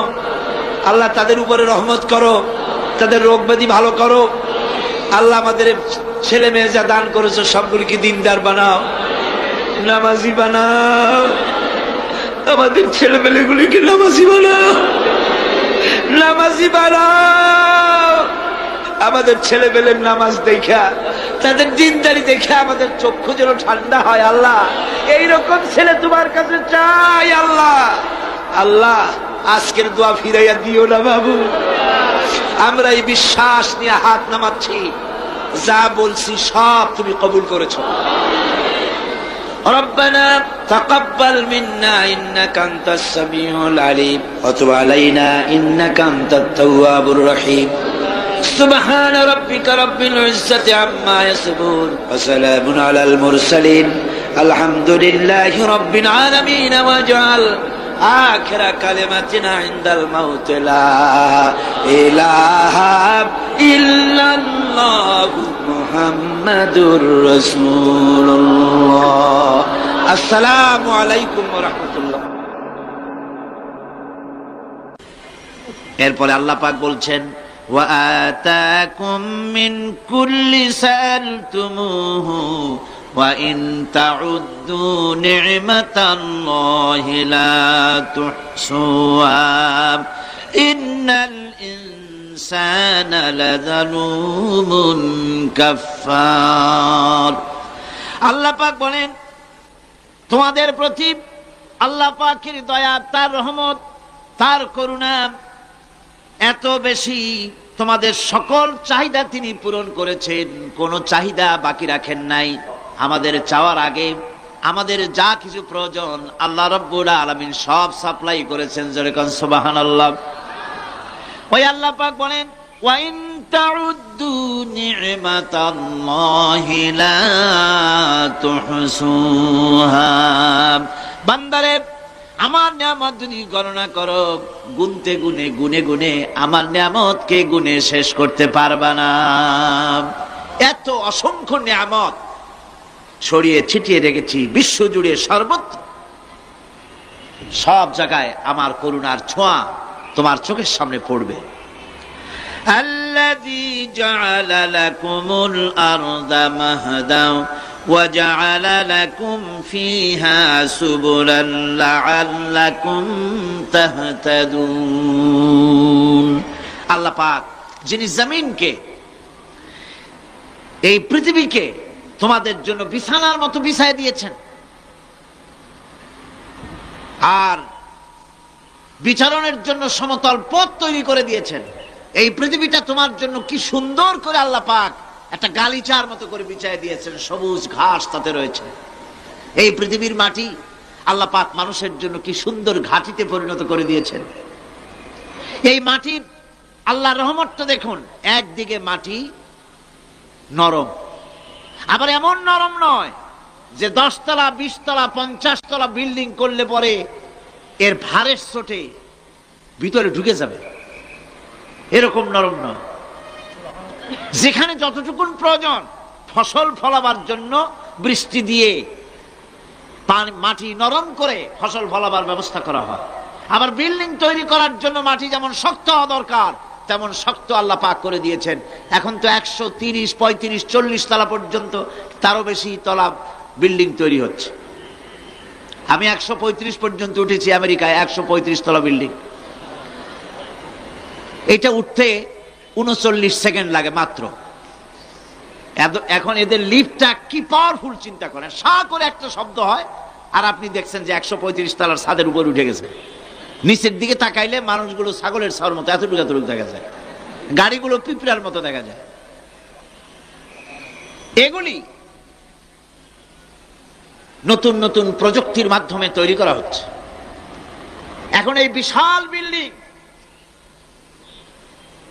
এত ওজন, এই ওজন ধারণ করার জন্য মাটিকে আল্লাহ পাক ভারসাম্য, শক্তির ভারসাম্য দান করেছেন। এটাকে আর আল্লাহ পাক নরমও করেছেন আবার শক্তও করেছেন। এই মাটি, এই পৃথিবী আমাদের জন্য বিশাল এক নিয়ামত আল্লাহ পাক করে দিয়েছেন, ফসল ফলাবার জন্য, চলাফেরার জন্য। আবার এই মাটি যেন আপনাকে নিয়ে নড়াচড়া করতে না পারে। মাঝে মাঝে ভূমিকম্প হয় না? পৃথিবীতে ভূমিকম্প জোন যেগুলি আছে সেগুলি হচ্ছে Japan, China, turkey, Iran, America, এরকম বিভিন্ন দেশে ভূমিকম্পের জোন, এগুলি ভূমিকম্প এলাকা। আমাদের এসব দেশে ভূমিকম্প কম হয়, তবে ইদানিং একটু একটু শুরু হয়েছে। আল্লাহ যেন এই ভূমিকম্পের গজব থেকে আমাদেরকে বাঁচান। এত আস্তে আমিন বললেন কেন? আল্লাহ পাক কি প্রচন্ড ক্ষমতার মালিক। তিনি রহমত করে এ জমিনকে সুন্দর স্থিতি স্থাপক, একটা স্থিতিশীলতা করে দিয়েছেন। এই পৃথিবী যেন আমাদের নিয়ে নড়াচড়া করতে না পারে সেজন্য আল্লাহ পাক পাহাড় সৃষ্টি করেছেন। চট্টগ্রামে পাহাড় আছে না? রাঙামাটি, খাগড়াছড়ি, বান্দরবান পাহাড় আছে না? আছে। লোকেরা এই পাহাড়ের উপকারিতা বোঝে না, সমানে পাহাড় কাটে। যারা পাহাড় কাটেন তারা আত্মঘাতী কাজ করেন, তারা পৃথিবীর মানুষের ক্ষতি করেন। পাহাড় আল্লাহ পাক তৈরি করেছেন আল্লাহ কোন জিনিস খেলতামাশার জন্য তৈরি করেন নাই। গতকাল এই আয়াতটি আমি পড়েছিলাম, الذين يذكرون الله قياما وقعودا وعلى جنوبهم ويتفكرون في خلق السماوات والأرض ربنا ما خلقت هذا باطلا। নিরর্থক করে আল্লাহ পাক কোন জিনিসকে তৈরি করেন নাই। আল্লাহ পাক এই পাহাড় সৃষ্টি করেছেন জমিনের ভারসাম্য রক্ষা করার জন্য। সেই পাহাড়গুলি কাটতেছে মানুষ সমানে, গাছ কাটতেছে সমানে, এতে করে প্রকৃতির ভারসাম্য নষ্ট হয়ে যাচ্ছে। এগুলি সব আল্লাহ পাকের রহমত, সবগুলি আল্লাহ পাকের নিয়ামত। খালি খালি আল্লাহ কিচ্ছু তৈরি করেন নাই।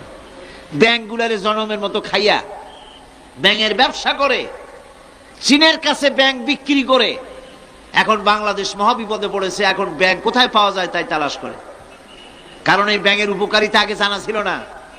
এত কীটনাশক ওষুধ ছড়ানো লাগতো না। কীটনাশক ওষুধ ছড়িয়ে জমিনের উর্বরা শক্তির 12টা বাজানো হচ্ছে।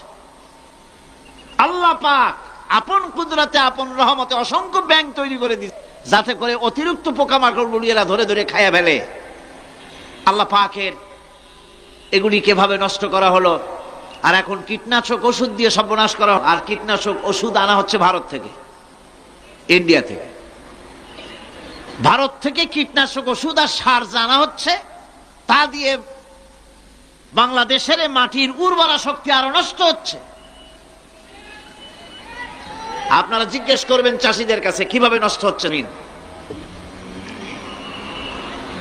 সুতরাং আল্লাহ পাক খেল তামাশায় বস্তু করে কিছুই তৈরি করেন নাই, সবগুলিকে আপন রহমতে তৈরি করেছেন মানুষের সৃষ্টি জগতের জন্যে, যার দ্বারা মানুষ উপকৃত হতে পারবে। এই জন্য তিনি হচ্ছেন রহমান।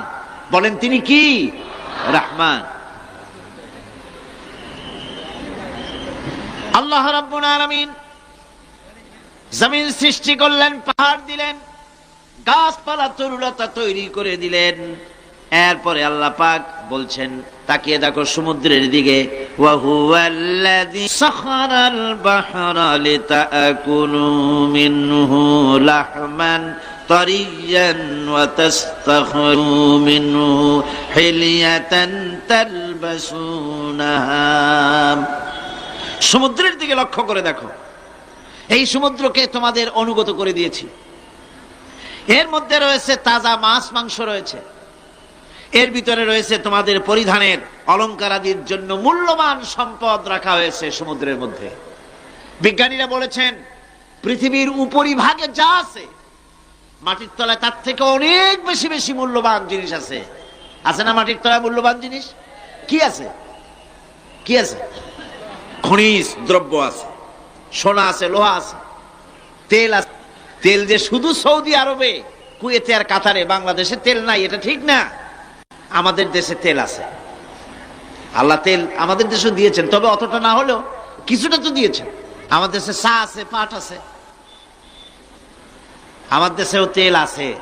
মাঝে মধ্যে তেলের কুয়া সিলেটের হরিপুর থেকে, বাখরাবাদ থেকে, ভোলা থেকে, বিভিন্ন জায়গা থেকে তেলের কুয়া বের করে দেখানো হয়।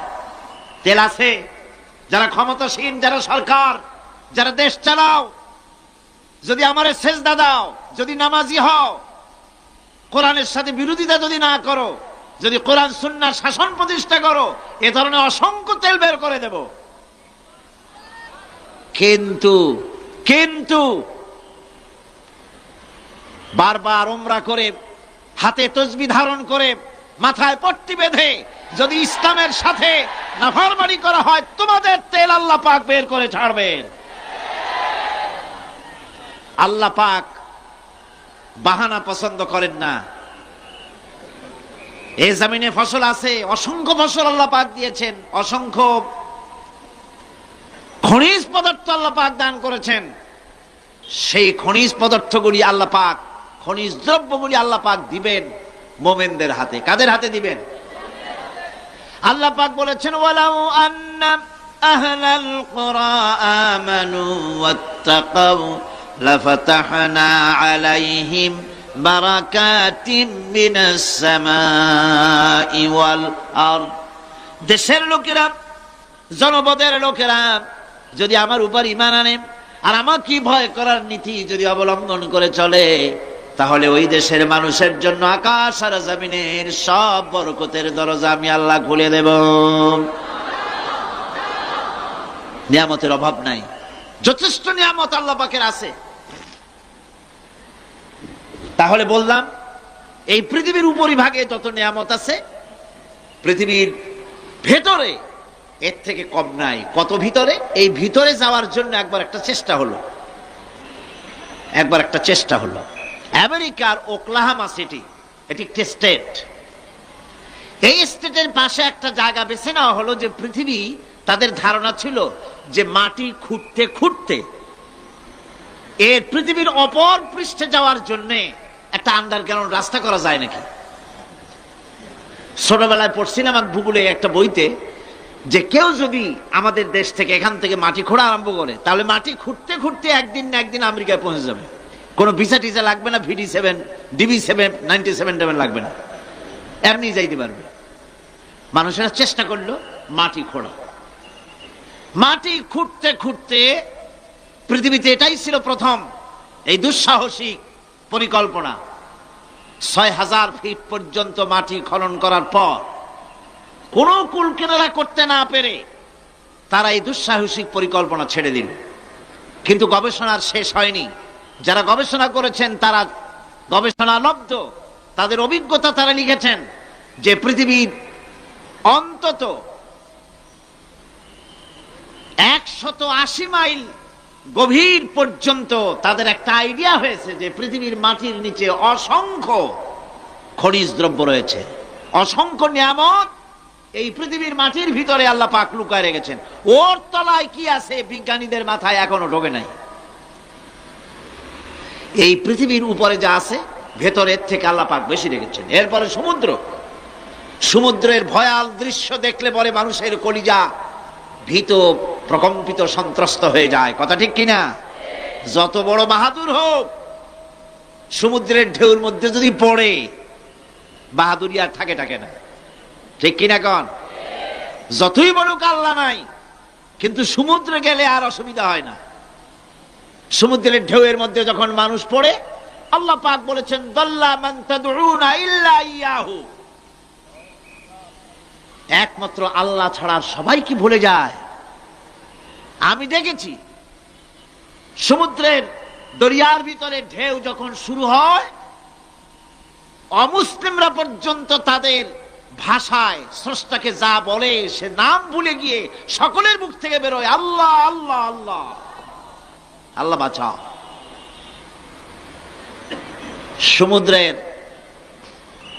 সমুদ্র বিরাট রহস্য। যে বইয়ের জন্য হারাম ইনকাম করেছেন, যে সন্তানদের জন্য হারাম ইনকাম করেছেন, জান দিলেন, রক্ত দিলেন, জীবন দিলেন, সারা রাত কষ্ট করেছেন, দৌড়দৌড়ি করেছেন, যখন মরে গেলেন, যে বাচ্চাটা আপনি করে না দিলে কলিজা ঠান্ডা হয় না, সেই বাচ্চা বলবে, মাকে বলবে, মা বাপের লাশ যে রুমে আছে আমার সেখানে নিও না, আমার ভয় করে। স্ত্রীও আরো 2-1 লোক না হলে লাশের ঘরে থাকতে পারবে না, তারও ভয় করবে। থাকলে বড় জোর মা থাকতে পারে, বাপ থাকতে পারে। যাকে বিবাহ করার পর অনেক সন্তান আছে, মা বাপকে চোখে দেখতে পারে না। তোমার ছোট্টবেলায় যখন তোমার টাইফয়েড হয়েছিল, অসুখ করেছিল, গরিব বাবা, বাড়িতে ল্যাপ নাই, খাতা নাই, তোষক নাই, সেই জায়গায় মা তার কাপড় বিছায় দিয়া বুকের উপরে নিজের শরীরের উষ্ণতা দিয়া বাঁচায় রাখার চেষ্টা করেছে, নিজে না খেয়ে খাওয়াইছে, অসুখ সারে না। মা ওই মুমূর্ষ বাচ্চার সেনানে তার মাথার কাছে বসে তাহাজ্জুদের নামাজ পড়ে কোরআন শরীফ তেলাওয়াত করে, চোখ দিয়া পানি পড়ে আর বলতে তাকে, রব্বুল আলামিন আমার জীবনটারে দিয়ে আমার কলিজার টুকরা সন্তানটারে বাঁচাইয়া দাও। যেই মা নিজের জীবন দিয়া সন্তান বাঁচাইতে চাইলো, সেই সন্তান আজকে বউ পাইয়া মাকে ভুলে যায়, মায়ের সাথে খারাপ ব্যবহার করে। আল্লাহ রাব্বুল আলামিন বলেছেন মা বাবার সঙ্গে খারাপ ব্যবহার করো না, ভালোবাসায় কথা বলো। ওয়াকুল লাহুমা কাওলান কারীমা, সম্মান সূচক কথা বলো। মা বাবার জন্য দোয়া করো আমার কাছে। কে বলতেছেন? আল্লাহ তাআলা বলছেন দোয়া করো আমার কাছে এই ভাষায়, রব্বিরহামহুমা কামা রাব্বায়ানি সাগীরা। পড়েন সবাই, রব্বিরহামহুমা কামা রাব্বায়ানি সাগীরা। আয় আমার রব, আমার মা বাপ যেমন ছোটবেলায় আমাকে অত্যন্ত যত্ন করে লালন পালন করেছেন, আল্লাহ তাআলা তুমি দয়া করে আমার মা বাপকে তোমার রহমতের করে লালন পালন করো। সুবহানাল্লাহ। প্রত্যেক নামাজের পর সকলে এই দোয়া পড়বেন, মনে থাকবে? মনে থাকবে? ইমানদার যখন বিপদে জর্জরিত হতে থাকে তখন সে ভেঙে পড়ে না, তখন অন্ধকারের বিপদের অন্ধকার বিদীর্ণ করে আলোর এক প্রভা তার চোখের সামনে উদ্ভাসিত হয়ে ওঠে। সেটা কি? সেটা হলো আল্লাহ রাব্বুল আলামিনের বাণী, ফাইন্না মাআল উসরি ইউসরান, ইন্না মাআল উসরি ইউসরা। আল্লাহ পাক বলেন, জেনে রাখো দুঃখ এবং কষ্টের সাথে রয়েছে সুযোগ আর সুবিধা, আর অসচ্ছলতার সাথে রয়েছে উদার সচ্ছলতা। জোরে কোন সুবহানাল্লাহ। কাজে ভয় পাওয়ার কারণ নাই, হতাশ হওয়ার কারণ নাই। মন আশায় বুক বেঁধে রাখো। গুনাহ করেছো, হতাশ হয়ো না। যুবকদের গুনাহ করা স্বাভাবিক। ইউনিভার্সিটির ছাত্র, কলেজের ছাত্র, প্রফেসর, শিক্ষক, অফিসার ঘুষ খেয়েছেন, জিনা করা হয়েছে, মদ খাওয়া হয়েছে, মিথ্যা কথা বলা হয়েছে, যাই কিছু করেন না কেন ভয় পাওয়ার কারণ নাই, নিরাশ হওয়ার কোনো দরকার নাই। আল্লাহ পাক ডেকে বলেছেন, কুল ইয়া ইবাদিয়াল্লাযীনা আসরাফু আলা আনফুসিহিম লা তাকনাতু মির রাহমাতিল্লাহ। আর আল্লাহ বলেন, ও নবী আপনি শুনায় দেন, হে আল্লাহর বান্দারা, তোমরা যারা নিজেদের উপরে বাড়াবাড়ি করেছো, নিজেদের উপরে জুলুম করেছো, অত্যাচার করেছো, আমি আল্লাহর রহমত থেকে নিরাশ হয়ে যেও না। মানুষ যদি অপরাধ করে, বাপের সাথে অপরাধ করেছে, মায়ের সাথে অপরাধ করেছে, মা বাবা সন্তানের চাইতে এত বড় কল্যাণকামী তো আর কেউ নাই, কিন্তু মা বাবা কোনোদিন বলে না আয় আমার ছেলে তোরে মাফ করে দেই, এরকম বলে নাকি? মন চায় ছেলে যদি মাপ চাইতো খুশি হয়ে মাফ করে দিতাম, কিন্তু কেন যে আসে না, ডাকে না যে আয় মাফ করে দেই। মা বাপ আপনাকে এত ভালোবাসে, সেই মা বাপও আপনাকে বলে না যে আয় মাফ করে দেই। আমার আল্লাহ হচ্ছেন এমন আল্লাহ, আল্লাহ রাব্বুল আলামিন ডাকেন, এ বান্দা খুন করেছিস ফিরে আয়, জিনা করেছিস ফিরে আয়, হত্যা করেছিস ফিরে আয়, চুরি করেছিস ফিরে আয়, কুফরি করেছিস ফিরে আয়, সুদ খেয়েছিস, ঘুষ খেয়েছিস, মদ খেয়েছিস ফিরে আয়। এসে আমার দরবারে চোখের পানি ফেল, আমার দরবারে কাঁদাকাটি কর। ইন্নাল্লাহা ইয়াগফিরুয যুনুবা জামিআ ইন্নাহু হুয়াল গফুরুর রহিম। আমার দরবারে চোখের পানি ফেলে কান, আমি রব্বুল আলামিন জিন্দেগীর গুনাহ মাফ করে দেব। সুবহানাল্লাহ কোন, সুবহানাল্লাহ কোন। আমার কাছে কান, চোখের পানি ফেল। আল্লাহ রাব্বুল আলামিনের কাছে বান্দার দুইটা ফোঁটা বেশি প্রিয়। একটা হলো জিহাদের ময়দানে যে রক্ত ফোঁটা দেওয়া হয়, এটা আল্লাহর কাছে প্রিয়। আর আল্লাহর ভয়তে গুনার জন্য লজ্জা করে অনুশোচনা করে বান্দা যখন চোখের পানি ছেড়ে দেয়, আল্লাহর কাছে এটা অত্যন্ত প্রিয়। নবীজি বলেছেন, বান্দা যখন গুনার ভয়তে, আল্লাহর ভয়তে, জাহান্নামের ভয়তে অনুশোচনা করে যখন চোখ দিয়া পানি ছেড়ে দেয়, ওই চোখের পানি নাকের অর্ধেক আসতে না আসতে আল্লাহ রাব্বুল আলামিন বান্দারে মাফ করে দেন। আল্লাহ বরদাস্ত করতে পারেন না যে বান্দা কান্দুক। আমার ভাইরা, আল্লাহ রহমত, এই পৃথিবীতে আল্লাহর রহমতকে 100 ভাগ করা হয়েছে। আল্লাহ রহমতের কত ভাগ? এই 100 ভাগের 1 ভাগ সারা পৃথিবীতে ছড়াই দেওয়া হয়েছে। আর 99 ভাগ কার কাছে? আল্লাহর কাছে। 1টা ভাগ দুনিয়া ছাড়ানো হয়েছে আদম আলাইহিস সালাম থেকে নিয়ে এই পর্যন্ত, এখান থেকে নিয়ে কিয়ামত পর্যন্ত পৃথিবীতে যত মানুষ আসবে, যত প্রাণী আসবে, তাদের মধ্যে প্রাণী জগত গাভী তার বাছুরকে ভালোবাসে ঠিক কিনা, হাতি তার বাচ্চাকে ভালোবাসে ঠিক কিনা, মুরগি তার বাচ্চাকে ভালোবাসে কিনা, প্রত্যেক মাই তার সন্তানকে ভালোবাসে মানুষের মতো। এই ভালোবাসা, এই স্নেহ, এই মমতা, এই করুণা, এই মহব্বত 1টা ভাগ দুনিয়ায় দেওয়ার পর আপনি আর আমি যতটুকু ভাগে পেয়েছি, সেই মহব্বতে, স্ত্রীর মহব্বতে অস্থির, মায়ের মহব্বতে অস্থির, সন্তানের মহব্বতে অস্থির। এখন চিন্তা করেন, 1টা ভাগ সারা পৃথিবীতেই বিতরণ করার পর যেটুক পেয়েছি, তাতে যদি এত মহব্বত হয়, তাহলে এর 99 ভাগ মহব্বত যে আল্লাহর কাছে জমা আছে, এই বান্দার জন্য তার কত মহব্বত, এই বান্দার জন্য কত করুণা, কত মহব্বত, কত দয়া। এজন্য আল্লাহ রাব্বুল আলামিন বলেছেন, নাব্বি ইবাদি আন্নী আনাল গফুরুর রহিম। আমার নবী, সুসংবাদ দিয়ে দাও, বান্দাদেরকে শোনায় দাও যে আমি আল্লাহ তাআলা ক্ষমাশীল আর দয়াবান। হুজুর কাঁদতেছিলেন, হযরত ওমর রাদিয়াল্লাহু তাআলা আনহু এসে দেখেন হুজুর একা কাঁদতেছে। হুজুর জিজ্ঞেস করছেন, হযরত ওমর জিজ্ঞেস করলেন, হুজুর আপনি কাঁদেন কেন একা একা? হযরত ওমর বলেন, আমি যখন প্রশ্ন করলাম, নবীজি বললেন, আমার কাছে কিছু আগে জিবরাইল এসেছিলেন। জিবরাইল এসে আমাকে বললেন, আল্লাহ পাক বলেছেন, হে আমার নবী, ইসলামের ভিতরে থেকে যে সমস্ত মানুষগুলো ইসলামের ভিতরে থেকে চুল আর দাড়ি পাকায় দিছে, কিয়ামতের দিন এই লোকগুলারে আমি শাস্তি দিতে আমার শরম হবে। হযরত ওমর বলেন, হুজুর উম্মতের জন্য কত বড় খুশ খবর এটা, আর আপনি কাঁদতেছেন। হুজুর বলেন, ওমর তুমি জানো না, আমার কান্নার কারণ ভিন্ন।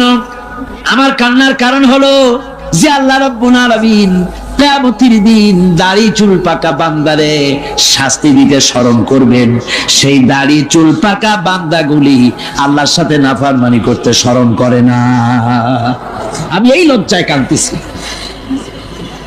ভাইরা, হুজুর আল্লাহ পাক বলেন, ও আমার নবী, রাতের আধারে যখন একটা বুড়া আমার দরবারে হাত উঁচু করে, একটা বুড়া মানুষ রাতের আধারে যখন আমার দরবারে হাত উঁচু করে, আর যখন বলতে থাকে, রব্বুল আলামিন, আমার পেছনের জীবনটা বড় খারাপ করেছি, এমন কোন কাজ জীবনে করি নাই যা তোমার কাছে কিছু দাবি করতে পারি, সব রকমের নাফরমানি করেছি, আজ আমি বুড়া হয়ে গেছি, কামাই করতে পারি না, ছেলে আমাকে চোখে দেখতে পারে না, পুত্রবধূ আমাকে ঘরে জায়গা দেয় না, আমার স্ত্রী আমাকে দেখতে পারে না, রোজগার করতে পারি না, হাঁটতে পারি না, চলতে পারি না, সবার কাছে আমি তিতা হয়ে গেছি, আমি দাঁড়াতে পারি না, কোমরে ব্যথা পাই, হাঁটুতে ব্যথা পাই, চলতে পারি না, কানে শুনতে পাই না, চোখে দেখতে পারি না, আর তোমার কাছে কিছু চাইয়া নেব এমন ভালো কাজও করি নাই।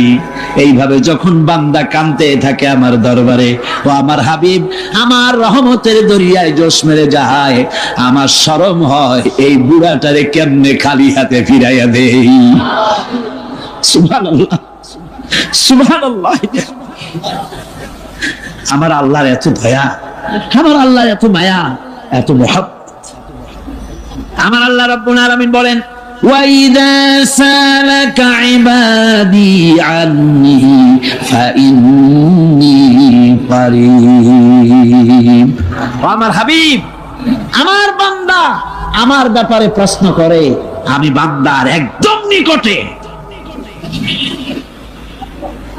কোরআন শরীফের ভিতরে যত জায়গায় রাসূলকে বলা হয়েছে সুয়ালের কথা, আপনাকে প্রশ্ন করা হয়, আল্লাহ তার জবাব কুল এই কথা বলে জবাব দিয়েছেন। যত জায়গায় সুয়াল এসেছে, যেমন কোরআনে কারীমের মধ্যে আল্লাহ পাক বলেন ওয়ায়াসআলুনাকা আনিল মাহিদ, মেয়েদের হায়েজ সম্পর্কে জিজ্ঞাসা করা হয়, কুল হিয়া আযা, হে নবী আপনি বলুন।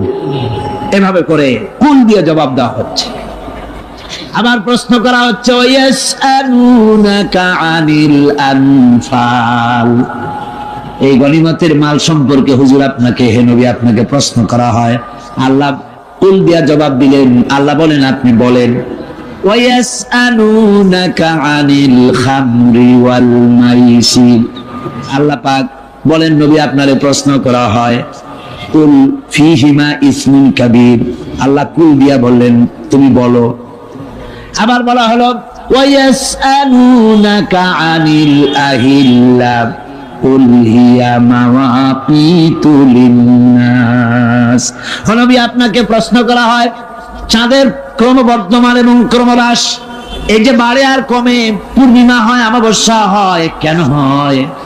আপনি বলুন কুল, আপনি বলেন এটা আমি অক্ত এবং সময়, বছর আর দিন গণনা করার জন্য পৃথিবীবাসীদের জন্য বিনা পয়সায় একটা ক্যালেন্ডার বানাইয়া আকাশে ঝুলাই রেখেছি। এভাবে যত জায়গায় এসেছে আপনাকে প্রশ্ন করা হয়, তত জায়গায় আল্লাহ জবাব দিয়েছেন কুল আপনি বলেন। গোটা কোরআন শরীফের ভিতরে এই একটি মাত্র জায়গা যেখানে বলা হয়েছে আপনাকে প্রশ্ন করা হয়, আল্লাহ এখানে বলতে পারতেন কুল আপনি বলেন, আল্লাহ তোমাদের নিকটবর্তী, এভাবে জবাব হয় না। এটা কায়দাটা হলো এই, আল্লাহ বলতেছেন ওয়াইজা সালাকা ইবাদি, ও আমার নবী প্রশ্ন তো আমার বান্দারা আমার ব্যাপারে করেছে, এবার আপনার জবাবের কোনো দরকার নাই, প্রশ্ন আমার ব্যাপারে আমি নিজে জবাব দিয়ে দেই। ফা ইন্নী কারীব, ও বান্দা আমার ব্যাপারে প্রশ্ন করেছিস, জবাব আমি দেই, আমি তোর সবচাইতে বেশি নিকটে। সুবহানাল্লাহ, কত নিকটে? وَنَحْنُ أَقْرَبُ إِلَيْهِ مِنْ حَبْلِ الْوَرِيدِ, তোর যে রগ এই শাহরগের চাইতেও আমি তোর বেশি কাছে। সুবহানাল্লাহ, আমার ডাক, আমার ডাক কলিজা দিয়া ডাক, অন্তর দিয়ে ডাক। মনের থেকে মানুষ যদি ডাকে, মুখের ডাক আর মনের ডাক এক জিনিস নয়। দিল সে जुबान निकलती है, असर रखती है, पर नहीं मगर ताकते परवाज रखती है। দিল থেকে যে কথা বেরোয় তা প্রভাব বিস্তার করে, ডানা নাই কিন্তু ওড়ার ক্ষমতা রাখে। মনের কথাই ভিন্ন, মন থেকে, দিল থেকে, কলিজা থেকে, অন্তরের গভীর কন্দর থেকে মুহাব্বতের সাথে কেউ যদি একবার বলে আল্লাহ, আল্লাহ রাব্বুল আলামিন বলেন অন্তরের অন্তঃস্থল থেকে একটি বার যদি বান্দা বলেন আল্লাহ, আল্লাহ বলেন 70 বার সাড়া দিয়া জিজ্ঞেস করি বান্দা কি চাও, আমি তোমার কাছে আছি। সুবহানাল্লাহ, আমি তোর একদম কাছে, কি চাস বল, বল আমার কাছে। এমন দয়াবান, এমন মেহেরবান, এমন আল্লাহ আমাদের। সে আল্লাহ রাব্বুল আলামিন তিনি বলছেন وَقَالَ رَبُّكُمْ ادْعُونِي أَسْتَجِبْ لَكُمْ, তোমাদের রব বলেছেন আমারে ডাকো, আমি আল্লাহ ডাকের সাড়া দিয়া দেব। সুবহানাল্লাহ, কারে ডাকতে হবে? কারে ডাকতে হবে? এই বিশাল জনসমুদ্র একযোগে চিল্লা এখন কারে ডাকতে হবে? কোন পীর সাহেবকে নয়, আল্লাহর কসম কোন খাজা বাবাকে নয়, ডাকতে হবে কারে? চিল্লা এখন কারে? وَقَالَ رَبُّكُمْ ادْعُونِي তোমার রব তোমাকে বলতেছে আমারে ডাকো, আস্তাজিব লাকুম, আমারে ডাকবে আমি সাড়া দিয়ে দেবো। সুবহানাল্লাহ। আল্লাহকে ডাকেন, কি চাই আপনার বলেন, কি চাই? আল্লাহর কাছে চান, আল্লাহ দিয়ে দিবে। দেওয়ার জায়গা আল্লাহর কাছে চাইবেন, আল্লাহ দিবেন। দেওয়ার জায়গা, চাওয়ার জায়গা হলো সেজদায় পড়ে যাবেন। আমার ভাইয়েরা, জায়গাটা চিনায় দিলাম। মাজারে যাওয়া লাগবে না, কবরে যাওয়া লাগবে না। 2 রাকাত নামাজ পড়ে সেজদায় পড়ে গিয়া যত বিপদ আছে, মুসিবত আছে, সেজদার মধ্যে চোখের পানি ছেড়ে দেন আর কেন্দে কেন্দে জীবনের কথা বলেন। আল্লাহ রাব্বুল আলামিন আপনার আওয়াজ শুনবেন আর দোয়া কবুল করে নেবেন। কামতে হবে আল্লাহর কাছে। কার কাছে? আল্লাহর কাছে। সুম্মা ইস্তাগফিরুল্লাহ, আর এরপরে সে যদি আমি আল্লাহর কাছে ক্ষমা চাই, ইয়াজিদিল্লাহ গাফুরার রহিমা, সে আমি আল্লাহকে গফুর এবং রহিম হিসাবে পাবে। সুবহানাল্লাহ। আল্লাহকে গফুর এবং রহিম হিসাবে পাওয়া যাবে। সব আল্লাহকে বলতে হবে, গুনাহ মাফ চাইতে হবে। এই জন্য হুজুর সাল্লাল্লাহু আলাইহি ওয়াসাল্লাম দৈনিক 100 বার তওবা করতেন। কোন হাদিসে আছে 70 বার, কোন হাদিসে আছে 100 বার তওবা করতেন। নামাজের পরে তো প্রত্যেক নামাজই পড়তেন হুজুর, সালাম ফিরাতেন আর সাথে সাথে বলতেন আল্লাহু আকবার, আস্তাগফিরুল্লাহ, আস্তাগফিরুল্লাহ, আস্তাগফিরুল্লাহ। মনে থাকবে আপনাদের? মনে থাকবে? সালাম ফিরাইয়া কি বলবেন? না, সালাম ফিরাবার সাথে সাথে বলবেন আল্লাহু আকবার, তারপরে পড়বেন আস্তাগফিরুল্লাহ, আস্তাগফিরুল্লাহ, আস্তাগফিরুল্লাহ। তওবা করবেন, আল্লাহর কাছে সবসময় গুনাহ মাফ চাইতে থাকবেন, বিনীত থাকবেন। আল্লাহকে পাওয়া যাবে, তাকে রহিম হিসেবে পাওয়া যাবে। সুতরাং ঈমান বিল্লাহ, আল্লাহর প্রতি ঈমান আনলে পরে 4th নম্বরের যে উপকারটা হবে সেটা হলো হতাশায় ভুগবে না, নিরাশায় ভুগবে না, আশায় বুক বেঁধে উঠবে। ঈমান মজবুত হবে, আল্লাহর কাছে মানুষ বিনয়ী হয়ে যাবে। এবার 5ম নম্বরের উপকার আমি বলছিলাম, ঈমান বিল্লাহ, আল্লাহর প্রতি ঈমান আনলে পরে অসংখ্য উপকার হয়, অসংখ্য বৈশিষ্ট্য আছে। এর 6টা উপকারের কথা আমি বলবো। কয়টা? অসংখ্য উপকারের ভিতরে প্রধান 6টি উপকারের কথা বলবো। এর বললাম কয়টা? 4টে বলছি। এবার বলো 5ম উপকারের কথা। আল্লাহর প্রতি আপনি পূর্ব পশ্চিমে কতবার মুখ ঘোরালেন, এটাই কিন্তু আপনার আসল সৎ কাজ নয়। আসল সৎ কাজ হলো আল্লাহর প্রতি ঈমান আনা। এই ঈমানের ব্যাপারে 3টা দিন আমরা পার করে দিলাম, এখনো কথা শেষ হয় নাই।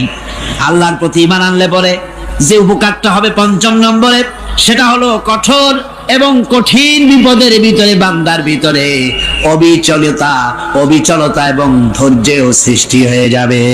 আলহামদুলিল্লাহ। কঠিন বিপদ মুসিবত আসলে পরে সে অবিচল থাকবে। সারা দুনিয়ার বিপদ আপদ, শত্রুতা, দুঃখ, কষ্ট, মুসিবত, জুলুম, নির্যাতন সবকিছু পাহাড়ের মতো উঁচু হয়ে তাকে ঘিরে ফেলবে, কিন্তু তাকে এক চুলও নাড়াতে পারবে না। কারণ হচ্ছে আল্লাহ রাব্বুল আলামিন বলেছেন, ইউরিদুনা লিইউতফিউ নূরাল্লাহি বিআফওয়াহিহিম ওয়াল্লাহু মুতিম্মু নূরিহি ওয়ালাউ কারিহাল কাফিরুন। ওরা চায় মুখের ফু দিয়ে আমার আলোকে নিভিয়ে দেবে, কিন্তু আমি আমার আলোকে পূর্ণতা দান করব, তাতে কাফের বেঈমানদের কলিজায় যত জ্বালা যন্ত্রণা হোক আমার দিন কেউ মিটাই দিতে পারবে না। সুবহানাল্লাহ। সুতরাং বিপদে অবিচলতা আসবে, সে অটল হবে, মজবুত হবে। কোরআনে কারীম বলতেছে, ওয়া কাযালিকা জাআলনা লিকুল্লি নাবিয়্যিন আদুওয়াম মিনাল মুজরিমিন। এই পৃথিবীতে এমনি করে আমি সকল নবীদের শত্রু বানিয়েছি, সব পাপিষ্ঠ অপরাধীদেরকে। নবীদের সাথে বিরোধিতা করেছে কারা? পাপিষ্ঠরা, অপরাধীরা। আজও খুঁজে দেখেন, আজও ইসলামী আন্দোলনের বিরোধিতা যারা করে সবগুলি কি পাপিষ্ঠ? সত্য কি না কর? ইসলামী আন্দোলনের বিরোধিতা যারা করে হিসাব করে, চোখ দিয়ে তাকায় দেখেন, খুঁজে দেখেন তাদের নামগুলি। মদখোর, জিনাকার, বদমাশ, চোর, হাইজাকার, বেনামাজি, লুটেরা, মিথ্যাবাদী, সবচাইতে সমাজের নিকৃষ্ট লোকগুলি ইসলামের বিরুদ্ধে করে। জমিন আল্লাহর, জমিন কার? এই বিশাল জনসমুদ্র গর্জে উঠুন একযোগে, বলুন জমিন কার? আইন চলবে কার? এখানেই সংঘর্ষ বেঁধেছে আবহমান কাল ধরে। মানুষ অত্যাচারিত হয়েছে, সাহাবায়ে কেরাম অত্যাচারিত হয়েছেন। বুখারী শরীফের হাদিসে এসেছে, রাসূল করিম সাল্লাল্লাহু আলাইহি ওয়াসাল্লামের কাছে হযরতে খাব্বাব গিয়ে উপস্থিত হয়েছিলেন। হযরতে খাব্বাব বলেন, হাদিসটা এভাবে লেখা হয়েছে বুখারীতে, ওয়ান খাব্বাব বিন আরিদ রাদিয়াল্লাহু তাআলা আনহু قال شكونا إلى رسول الله صلى الله عليه وسلم وهو متوسد بردة له في ظل الكعبة। রাসূলুল্লাহর কাছে গেলাম, কাবা শরীফের কাছে গিয়ে দেখি নবীজি একটা চাদর গায়ে দিয়ে তিনি আরাম ফরমাচ্ছিলেন কাবা শরীফের ছায়ায়। সেখানে গিয়ে বললাম, আলা তাস্তানসিরু লানা আলা তাদউ লানা ইয়া রাসূলুল্লাহ, হে আল্লাহর রাসূল, আপনি কি আমাদের জন্য আল্লাহর কাছে দোয়া চাইবেন না? আপনি কি আল্লাহর কাছে আমাদের জন্য সাহায্য চাইবেন না? আমাদের লোকগুলিকে, মুসলমানগুলিকে মারতে মারতে তো শেষ করে ফেলে দিল। তারা আমাদের সুমাইয়াকে মারলো, আমাদের খাব্বাবকে উটের সাথে পায়ের দড়ি লাগায় টানলো, আমাদের খোবায়েবকে তারা আগুনের উপরে চিৎ করে শোয়ায় রাখলো, না খায় রাখতেছে, মারতেছে, কষ্টে তো শেষ হয়ে গেলাম। হুজুর, আপনি কি আমাদের জন্য দোয়া করবেন না? হাদিস শরীফে এসেছে, নবীজি উঠে বসলেন সোজা হয়ে। নবীজি বলেন, ও আমার সাহাবী, ও খাব্বাব, শোনো, তোমাদের আগে এই পৃথিবীতে যারা দ্বীনের দাওয়াত দিতে এসেছিলেন তাদেরকে সমকালীন রাষ্ট্র শক্তি, সমাজ শক্তি তাদেরকে ধরতো। ফায়ুখাজুর রাজুলো, তাদেরকে তারা ধরতো। ফায়ুফারু লাহু ফিল আরদ, আর তার জন্য জমিনের ভিতরে কবর বানাইতো। ওই কবর ফায়ুজালু ফিহা, ওই কবরের ভিতরে তাকে কোমর পর্যন্ত গেড়ে দিত। সুম্মা ইউতা বিল মানশার, এরপরে করাত আনতো। ফায়ুদাউ আলা রাসিহি, এরপরে ওই রাখতো। ফায়ুজালু নিসফাইন, এরপরে করাত দিয়া চিরে জীবিত মানুষটারে করে ফেলে দিত। মা ইয়াসুদ্দুহু যালিকা আন দীনিহি, ও আমার খাব্বাব, এত কষ্ট দেওয়ার পরেও সেই যুগের কোন মুসলমানকে, দ্বীনের দায়ীদেরকে আল্লাহর দ্বীন থেকে এক চুলো তারা সরাই দিতে পারে নাই, এক চুলো সরাতে পারে নাই। ওয়াল্লাহি, ও খাব্বাব, আমি আমার আল্লাহর নামে কসম করে বলছি, লা ইউতাম্মান্নাল্লাহু হাযাল আমরা হাত্তা ইয়াসিরা আর-রাকিবু মিন সানা ইলা হাযরামাউত। আমি কসম করে বলি, আল্লাহ রাব্বুল আলামিনের এই সানা থেকে হাযরামাউত পর্যন্ত লোকেরা যাতায়াত করবে, সুন্দরী রমণীরা গমন করবে, সদাগরেরা যাতায়াত করবে, টাকা নিয়া পয়সা নিয়া যাতায়াত করবে। তাদের মনের মধ্যে লুটের ভয়, টাকার ভয়, চুরির ভয়, ডাকাতির ভয়, জেনার ভয়, হত্যার ভয়, ধর্ষণের ভয়, কোনো ভয় থাকবে না। লা ইয়াখাফু ইল্লাল্লাহ, আল্লাহ ছাড়া কোনো ভয় থাকবে না। এমন একটা সমাজ, এমন একটা সময় আসবে, ওয়ালাকিন্নাকুম তাস্তাজিলুন, অথচ খুব তাড়াহুড়ো তোমরা করতেছো। তাড়াহুড়ো করো না, সময় আসবে।